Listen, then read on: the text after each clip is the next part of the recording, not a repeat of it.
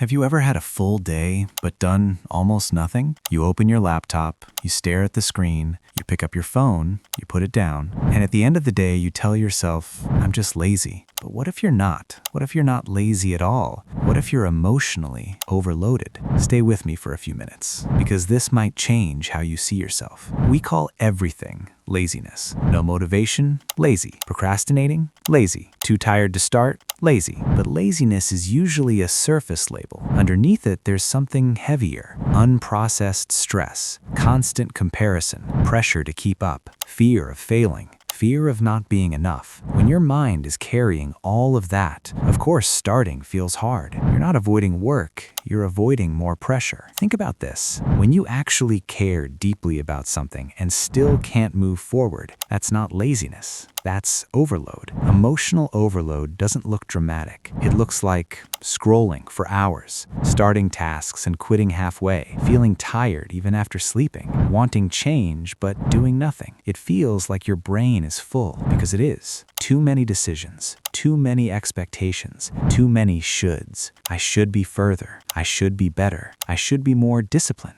And every should adds weight. When the brain feels overwhelmed, it doesn't become productive, it becomes protective. It slows you down, it distracts you, it makes you avoid things. Not because you're weak, because it's trying to protect you from more stress. That's why you scroll. That's why you delay. That's why you numb out. It's not laziness, it's emotional defense. So if pushing harder doesn't work, what does? Most people try to fix laziness by adding more goals, more rules, more discipline. But if you're overloaded, you don't need more, you need less. Tonight, try this. Write down everything that feels heavy right now. Not tasks, emotions, stress about money, fear about the future, comparison, guilt. Just name it, because what's named becomes lighter. When you're overloaded, big goals feel threatening, so shrink them. Don't say, I'll work for 2 hours. Say, I'll start for 5 minutes. 5 minutes removes fear, and once you start, momentum often follows. But even if it doesn't, you still showed up.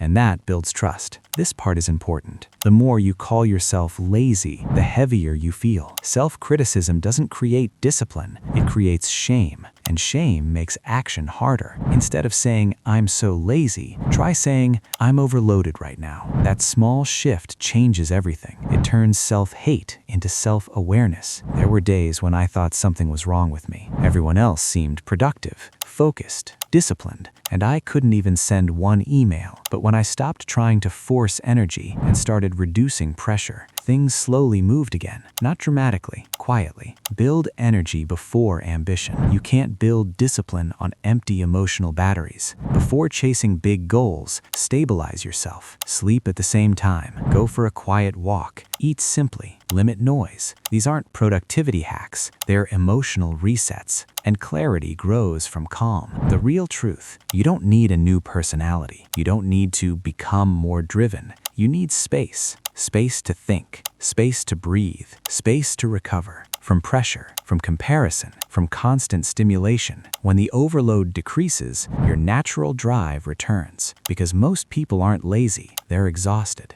So, if you've been calling yourself lazy lately, pause. You might just be carrying too much. Start small tonight. Write what feels heavy. Pick one tiny action and do it without attacking yourself. If this helped you feel understood, like the video so it reaches someone else who needs it. Share it with someone who's being too hard on themselves. And subscribe if you want more calm, honest reminders like this. We're not trying to force productivity. We're learning how to move forward without breaking ourselves.